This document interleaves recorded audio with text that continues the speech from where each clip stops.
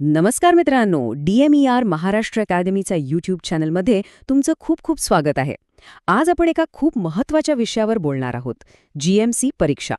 ज्यांनी परीक्षा दिली आहे किंवा जे तयारी करत आहेत त्या सगळ्यांसाठी पुढची काही मिनिटं खूप महत्त्वाची ठरणार आहेत. स्पर्धा किती भयंकर आहे, मिळालेल्या गुणांचा नेमका अर्थ काय आणि सगळ्यात महत्त्वाचं म्हणजे यातून मार्ग काढून यशस्वी कसं व्हायचं, या सगळ्या प्रश्नांची उत्तरं आपण आज शोधणार आहोत. चला तर मग थेट व्हिडिओला सुरुवात करूया. बघा, हजारो उमेदवार सध्या एका चिंतेत आणि अनिश्चिततेत आहेत. आणि त्यामागे एकच प्रश्न आहे की ही जी आकडेवारी आहे ती आपल्या निवडीच्या शक्यतेबद्दल खरं काय सांगते. आपली निवड होण्याची शक्यता नेमकी आहे तरी किती. चला, आजच्या या विश्लेषणातून आपण याच प्रश्नाचं उत्तर शोधायचा प्रयत्न करूया. तर आपण हे कसं समजून घेणार आहोत? सगळ्यात आधी आपण ताज्या घडामोडी म्हणजे लेटेस्ट अपडेट्स काय आहेत ते पाहू. मग आपण स्पर्धेच्या वास्तवाला सामोरे जाऊ, जे खूप महत्त्वाचं आहे. त्यानंतर गुण आणि कट ऑफचं कोडं सोडू. आणि हो, शेवटी येणाऱ्या सुवर्ण वर्षासाठी एक जबरदस्त रणनीती कशी तयार करायची यावरही बोलू. मित्रांनो, अशा सखोल संशोधनावर आधारित माहिती तुमच्यापर्यंत आणण्यासाठी आमची टीम दिवसरात्र मेहनत घेत असते. जर तुम्हाला आमचं काम उपयुक्त आणि मूल्यवान वाटत असेल तर तुम्ही या UPI QR कोडद्वारे मनापासून छोटीशी मदत करून आमच्या या प्रवासात सहभागी होऊ शकता किंवा चॅनलची मेंबरशिप जॉईन करू शकता. तुमची छोटीशी मदत आम्हाला खूप प्रोत्साहन देते. चला, सुरुवात करूया सगळ्यात ताज्या आणि महत्त्वाच्या बातमीने. पाहूया संभाजीनगर आणि सोलापूर GMC मध्ये नेमकं काय घडतंय. तर छत्रपती संभाजीनगरमधील उमेदवारांसाठी एक महत्त्वाचं अपडेट आहे. 357 पदांसाठी कागदपत्रांची पडताळणी 21 फेब्रुवारीला होणार आहे. पण एक गोष्ट लक्षात ठेवा, हे फक्त त्या उमेदवारांसाठी आहे ज्यांची पहिली पडताळणी म्हणजे इनिशियल व्हेरिफिकेशन आधीच झालेलं आहे. त्यामुळे सकाळी 11 वाजता दिलेल्या पत्त्यावर पोचायला विसरू नका. आणि दुसरी मोठी बातमी आहे सोलापूर GMC परीक्षा देणाऱ्यांसाठी. ज्यांनी 9 ते 13 फेब्रुवारी दरम्यान परीक्षा दिली होती त्यांच्यासाठी रिस्पॉन्स शीट्स आता उपलब्ध झाल्या आहेत. म्हणजे तुम्ही आता आपले अपेक्षित गुण लगेच तपासू शकता. बरं, हे अपडेट्स तर येत जात राहतील, पण या परीक्षांच्या पलीकडे एक खूप मोठं वास्तव आहे आणि ते म्हणजे स्पर्धेचं वास्तव. खरी लढाई ना ती आकड्यांची आहे.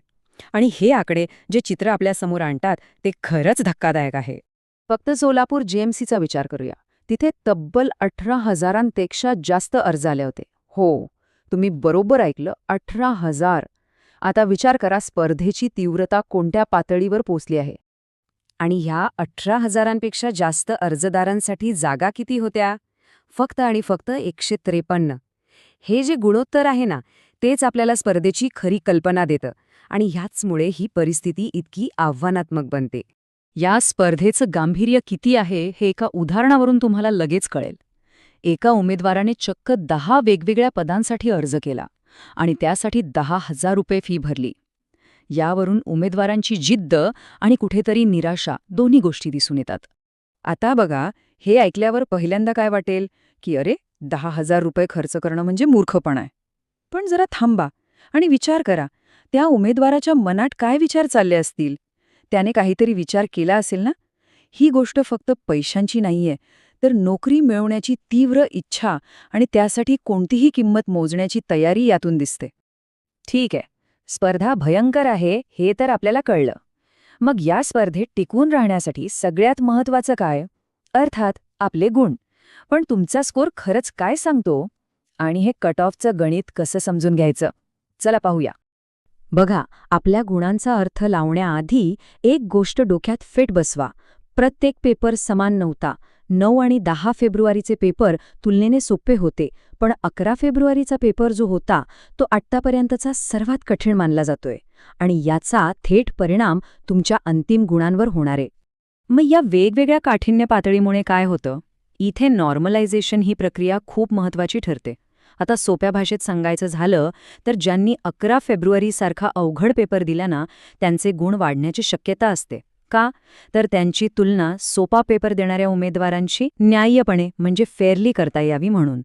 तर मग चांगला स्कोअर म्हणजे नेमका किती? काही ठोस उदाहरणं बघूया. जर तुम्हाला 180पेक्षा जास्त गुण असतील तर तुमची निवड जवळजवळ निश्चित आहे, मग तुमची कॅटेगरी कोणतीही असो. SC प्रवर्गासाठी 156 हा एक खूप चांगला स्कोअर मानला जातो. आणि हो, जर तुम्ही त्या 11 फेब्रुवारीच्या कठीण पेपरमध्ये 124 गुण मिळवले असतील तर तो सुद्धा एक उत्तम स्कोअर आहे हे लक्षात घ्या. पण एक गोष्ट विसरू नका, निगेटिव्ह मार्किंग नाहीये, त्यामुळे कट ऑफ नक्कीच जास्त लागणार. आतापर्यंत आपण परिस्थितीचं विश्लेषण केलं. पण फक्त विश्लेषण करून काय उपयोग? सगळ्यात मोठा प्रश्न आहे, आता पुढे काय? या सगळ्या आव्हानांना आपण संधीमध्ये कसं बदलू शकतो? यशस्वी व्हायचं असेल तर पहिला आणि सगळ्यात महत्त्वाचा नियम, एकाच ध्येयावर लक्ष केंद्रित करा. म्हणजे जर तुमचं लक्ष GMC आहे तर तुमची पूर्ण ताकद फक्त आणि फक्त तिथेच लावा.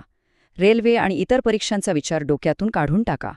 एकाच वेळी अनेक नावांमध्ये प्रवास करायला गेलो तर कुठेच पोचणार नाही. आता एक ठोस रणनीती म्हणून एका अशा संधीकडे लक्ष देऊया ज्याकडे खूप जण दुर्लक्ष करतात. आणि ती संधी आहे ग्रुप D पदांची. नावावरून या पदांना कमी लेखू नका, कारण ही एक प्रचंड मोठी संधी ठरू शकते. ग्रुप D का? कारणं खूप स्पष्ट आहेत. सुरुवातीलाच हातात 45,000पेक्षा जास्त पगार मिळतो. रिक्त जागांची संख्या जास्त असते. अभ्यासक्रम तुलनेने सोपा असतो आणि सगळ्यात महत्त्वाचं म्हणजे ही केंद्र सरकारची नोकरी आहे, ज्यामुळे तुम्हाला जास्त स्थिरता मिळते. आणि आत्ताच तयारी का करायची? कारण 2026 हे वर्ष नोकरीच्या संधींचं सुवर्ण वर्ष असणार आहे, असा तज्ज्ञांचा अंदाज आहे. यावर्षी मोठ्या प्रमाणात परीक्षा आणि भरती निघण्याची दाट शक्यता आहे. ही संधी साधणं इतकं महत्त्वाचं का आहे हे नीट समजून घ्या. अंदाज असा आहे की 2026 हे सुवर्ण वर्ष असेल, पण त्यानंतर एक मोठा बदल येऊ शकतो. 2027 ते 2030 या काळात नोकरीच्या संधींमध्ये मोठी घट होण्याची शक्यता वर्तवली जाते. याचाच अर्थ 2026 ही एक प्रकारे शेवटची मोठी संधी असू शकते. तर या संपूर्ण विश्लेषणाच्या शेवटी एकच महत्त्वाचा प्रश्न उरतो. तुमचं सुवर्ण वर्ष तुमच्या दारात उभं आहे. या संधीचं सोनं करण्यासाठी तुमची रणनीती तयार आहे का? यावर नक्की विचार करा. जर तुम्हाला DMER बद्दल अजून माहिती हवी असेल तर हा व्हिडिओ नक्की बघा. आणि हो, DMER महाराष्ट्र अकॅडमीला सबस्क्राईब करायला विसरू नका. धन्यवाद.